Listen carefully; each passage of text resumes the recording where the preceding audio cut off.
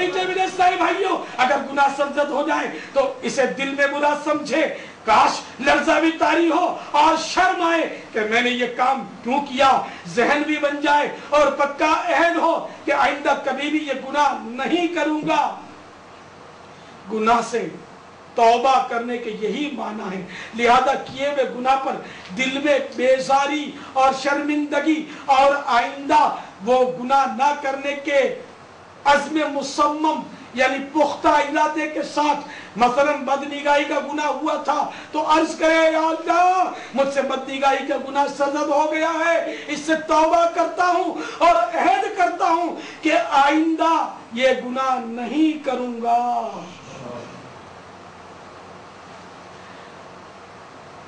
हज़रत सैयदना सदरुल अफाजिल मौलाना सैयद मोहम्मद नईमुद्दीन मुरादाबादी अलैहि रहमतुल्लाह हादी फरमाते हैं, तौबा की असल यानी बुनियाद रुजू इल्लाह यानी अल्लाह अज़्ज़ व जल की तरफ रुजू करना है। इसके 3 रुकन हैं, तौबा के 3 रुकन हैं।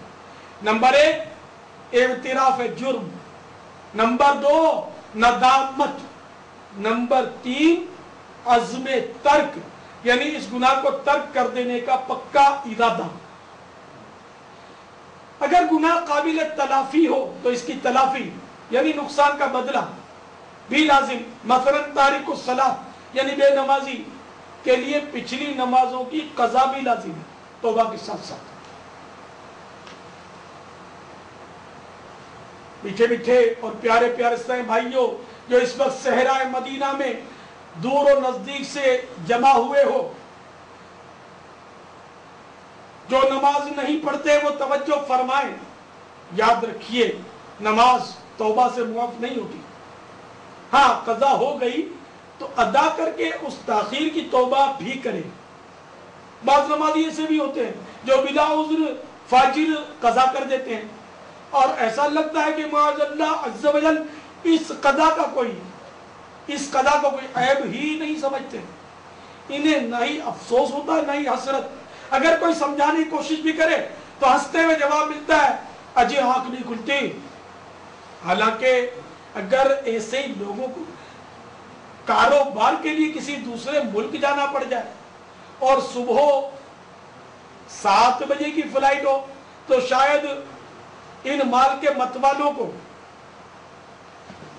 दौलत के प्यार में नींद ही ना आए और रात 4 बजे ही से मतवार यानी एयरपोर्ट पर पहुंच जाए। इसी तरह अगर किसी दूसरे शहर पिकनिक के लिए जाना हो और ट्रेन सुबह 6 बजे हो तो 5 बजे ही से स्टेशन पर पहुंचने की कोशिश करें। कैसा नाजुक दौर है। नमाज फजर का कहो तो ये कहकर टाल दिया जाता है, आंख नहीं खुलती। और जब दुनियावी काम के लिए जाना हो तो रुआ रुआ बेदार हो जाता, बल्कि नींद ही उड़ जाती है। इबादत से बंदा किस कदर जी चुराने लग गया है और कैसे कैसे बहाने बनाता है कि गोया शैतान को भी मात कर देता है। एक बुजुर्ग रहमतुल्लाह तआला अलैह फरमाते हैं, मुझे एक रोज शैतान नजर आया और कहने लगा, या हज़रत क्या बताऊं, एक जमाना वो था कि मैं लोगों को तालीम देता था और अब तो वो दौर आ गया कि लोग मुझे सिखाते हैं। अफसोस, सद लाख अफसोस, अगर जमाअत बिल फर्ज सुबह 5 बजे हो तो नमाजी भी 12 मिनट पहले जमात पाने की गरज से उठने के लिए तैयार नहीं। अगरचे बाकी 4 नमाजें पाबंदी से पढ़ते भी, नींद प्यारी, जमात मिले इसकी भी कोई खास कोशिश नहीं। मिल गई तो मिल गई, ना मिली तो ना मिली। याद रखिए हदीस पाक में है, जिसने कसदन यानी जानबूझकर नमाज छोड़ी उसका नाम जहन्नम के दरवाजे पर लिख दिया जाएगा जिससे वो दाखिल होगा। बहरहाल अगर कभी किसी से मआदल्लाह अज़्ज़ व जल कोई नमाज कदा हो जाए तो उसको कदा पढ़ ले और ताखीर की गिड़गिड़ा कर तौबा भी करे और ये अज़्म भी करे कि आइंदा कदा नहीं करूंगा, मैं कजा नहीं होने दूंगा, इतनी ताखीर नहीं होने दूंगा। बहरहाल बात यहाँ से चली थी कि सैयदना इब्राहिम बिन अदम अलैहि रहमतुल्लाह अल अकरम ने गुनाहों का इलाज तलब करने वाले के दिल को चोट करने के लिए फरमाया। जब हजरत सैयदना मलकुल मौत अलैहिस्सलाम तशरीफ लाए तो तौबा की मोहलत मांग लेना। इस पर वो शक कहने लगा, मलकुल मौत मोहलत नहीं देंगे। आप रहमतुल्लाह तआला अलैहि ने इरशाद फरमाया, जब तुम जानते हो कि वो मोहलत नहीं देंगे तो फिर तौबा में आखिर इतनी ताखीर क्यों कर रहे हो? फौरन से पेशतर तौबा कर लो।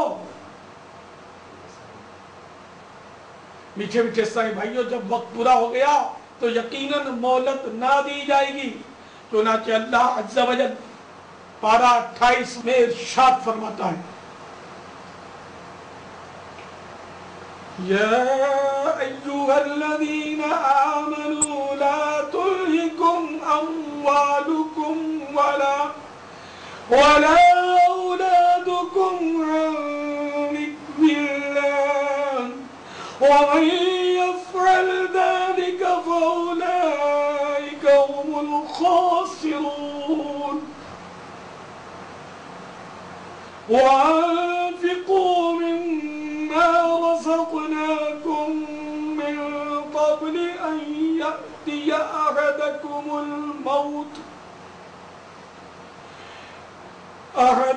الموت فيقول رب لولا أخرتني إلى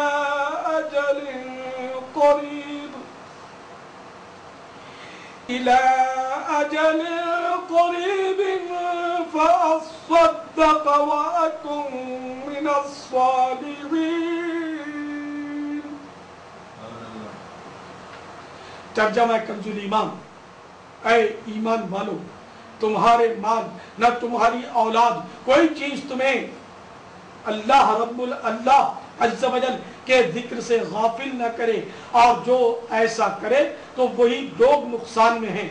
और हमारे दिए में से कुछ हमारी राह में खर्च करो कबल इसके कि तुम में किसी को मौत आए, फिर कहने लगे, ऐ मेरे रब, तूने मुझे थोड़ी मुद्दत तक क्यों मोहलत न दी कि मैं सदका देता और नेकों में होता। ऐ मेरे प्यारे प्यारे इस्लामी भाइयों, जब मौत आ चुकी तो अब मोहलत मांगी जा रही है कि या अल्लाह, तूने मुझे मोहलत क्यों न दी कि मैं तेरी राह में खर्च करता और नेक बंदों में से होता। बहरहाल मरने के बाद अगर कोई पछताए कि अगर मुझे मोहलत मिल जाती तो मैं जरूर नमाजी बन जाता, क्योंकि मुझे इस बात का बिल्कुल एहसास ही नहीं था कि यूं अचानक मौत आ जाएगी। ये कहाँ मालूम था कि मेरा हादसा हो जाएगा जो जानलेवा साबित होगा। मुझे तो ये खुशफहमी थी कि बहुत ही कामयाब ड्राइवर हूँ। मेरे वामो गुमान में भी नहीं था कि ब्रेक फेल हो जाएगा या कोई तेज रफ्तार गाड़ी पीछे से टक्कर मारकर मुझे कुचलती भी गुजर जाएगी। मैं तो यही समझ बैठा था कि मुझे कभी भी गर्दन तोड़ बुखार तो नहीं आएगा जो कि मेरी मौत का सबब बन जाए। अगर मुझे पहले से एहसास होता कि बुढ़ापे से कब्ल बल्कि भरपूर जवानी में शादी से पहले ही मुझे मौत आ दबोचेगी तो मैं लोगों के तानों की कभी भी परवाह न करता। फराइज की अदायगी के साथ साथ दाढ़ी भी सुन्नत के मुताबिक एक मुट्ठी तक बढ़ाता।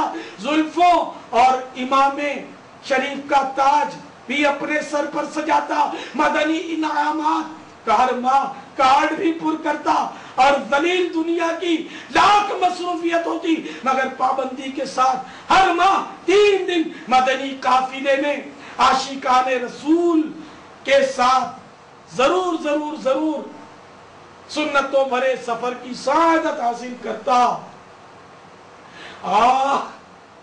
सद करोड़ा मेरी आंखों पर गफलत के पर्दे पड़े थे।